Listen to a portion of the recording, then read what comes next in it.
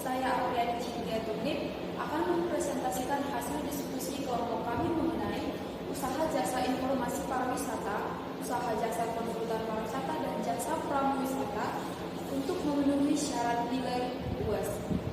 Nah, usaha jasa informasi pariwisata adalah segala informasi dalam keterangan dalam bentuk apapun mengenai segala sesuatu yang berhubungan dengan pariwisataan. Adapun menurut penjelasan Undang-Undang Nomor 10 Tahun 2009, usaha jasa informasi pariwisata adalah usaha yang menyediakan data, berita, fitur, foto, video, dan hasil penelitian mengenai pariwisata yang disebarkan dalam bentuk bahan cetak dan juga bentuk elektronik. Selanjutnya, ada bentuk usaha. Bentuk usaha jasa informasi pariwisata sangat banyak ditemukan dalam era zaman sekarang ini, apalagi dengan teknologi yang sudah sangat canggih. Nah, dalam usaha jasa pariwisata itu terdapat penanaman modal asing atau PMA dan penanaman modal dalam negeri atau PMDN. Selanjutnya ada penyelenggaraan usaha jasa informasi pariwisata. Nah, untuk menyelenggarakan sebuah usaha jasa informasi pariwisata harus memenuhi ketentuan-ketentuan dan persyaratan sebagaimana yang ditetapkan dalam keputusan ini. Yang kedua, ada memenuhi persyaratan dan izin sesuai dengan peraturan perundang-undangan yang berlaku dalam hal menggunakan tenaga kerja asing pendatang. Selanjutnya ada memperhatikan nilai-nilai agama, adat istiadat, kesusilaan, dan ketertiban umum. Yang selanjutnya ada meningkatkan mutu dan bertanggung jawab terhadap informasi yang disampaikan. Nah, dalam usaha jasa informasi pariwisata tentu saja ada perizinan. Dalam perizinan usaha jasa informasi pariwisata ini harus mengikuti tata cara dan persyaratan usaha jasa informasi pariwisata diatur lebih lanjut oleh Direktur Jenderal. Penyelenggara jasa informasi pariwisata yang telah memperoleh izin usaha dapat mengalihkan usahanya kepada pihak lain dan wajib melaporkan secara tertulis kepada Direktur Jenderal. Selanjutnya ada sanksi yang diberikan apabila izin usaha jasa informasi tidak melakukan sesuai dengan persyaratan pengusahaan dan persyaratan izin sebagaimana ditetapkan dalam keputusan ini, tidak memenuhi kewajiban untuk menyampaikan laporan pengalihan usahanya dan laporan kegiatan usahanya kepada Direktur Jenderal, dan diketemukan hal-hal positif untuk pelaksanaan sanksi pencabutan izin sebagai hasil pemeriksaan setempat. Nah, selanjutnya saya akan menjelaskan usaha jasa konsultan pariwisata.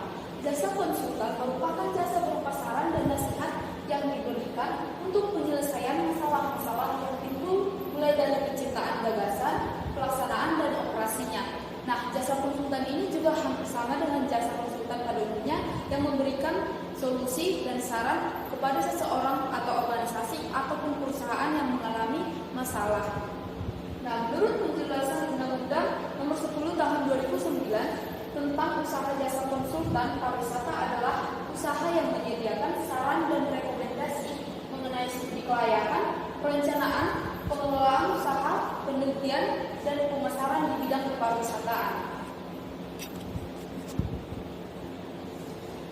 Ruang lingkup kegiatan usaha jasa konsultan pariwisata berupa studi kelayakan, perencanaan, pengawasan, manajemen, dan diakhiri dengan penelitian.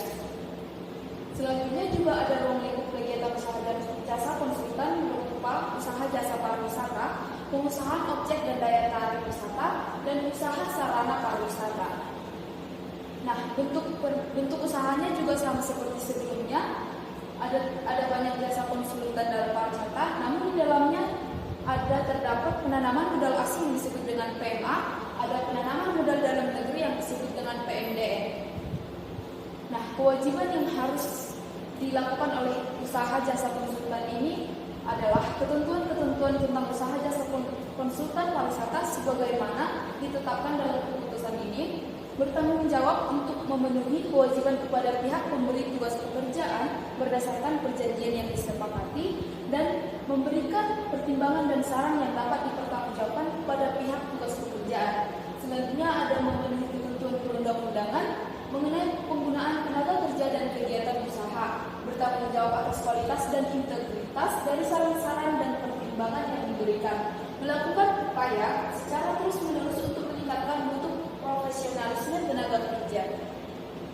Nah, perizinannya juga ada, yaitu izin usaha dan selama usaha jasa konsultan pariwisata tersebut masih menjalankan kegiatan usahanya. Izin usaha diberikan atas dasar permohonan tertulis kepada Direktur Jenderal dalam waktu selambat-lambatnya 60 hari kerja sejak diterimanya permohonan.